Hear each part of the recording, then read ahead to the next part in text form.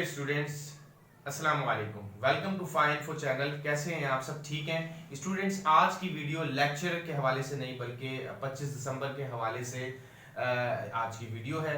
25 دسمبر بانی پاکستان قائد اعظم محمد علی جناح جو ہے وہ اس دن پیدا ہوئے اور اس دن کو جو ہے وہ قائد اعظم ڈے بھی کہا جاتا ہے۔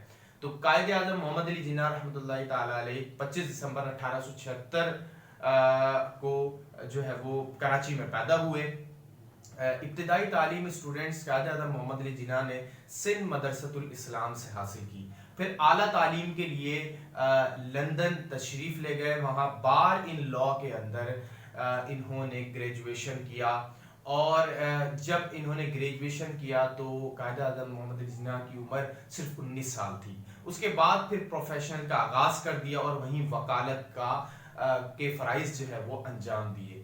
اسٹوڈنٹس، قائد اعظم محمد علی جناح رحمۃ اللہ تعالی علیہ کو سیاست میں بڑی دلچسپی تھی، اسی حوالے سے انہوں نے 1913 کے اندر ہندوستان آ کر مسلم لیگ میں شمولیت اختیار کی اور مسلمانوں کے لیے علیحدہ ملک کی جد و جہد شروع کر دی، اور کافی ٹائم تک یہ جد و جہد رہی۔ پھر ان کی اپنی نجی زندگی متاثر ہونے کے باعث اسٹوڈنٹ دوبارہ لندن تشریف لے گئے اور وکالت کے فرائض جو ہے وہ سر انجام دیتے رہے۔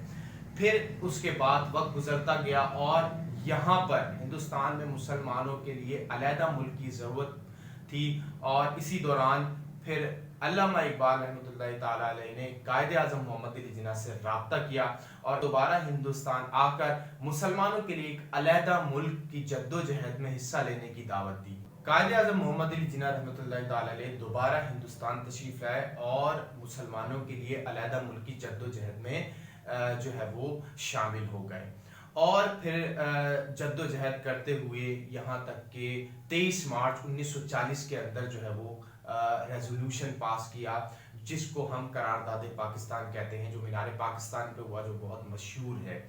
اس کے بعد پھر مسلمانوں کے لیے ایک علیحدہ ملک کی ایسی جد و جہد شروع ہوئی کہ 14 اگست 1947 کے اندر اسٹوڈنٹس کا پاکستان کا وجود ہوا، اور پاکستان جو ہے وہ اس خطے میں وجود کے اندر آیا، اور جو ہے وہ اس میں قائد اعظم کی جو جد و جہد ہیں یہ جو ہے وہ سر فہرست ہے۔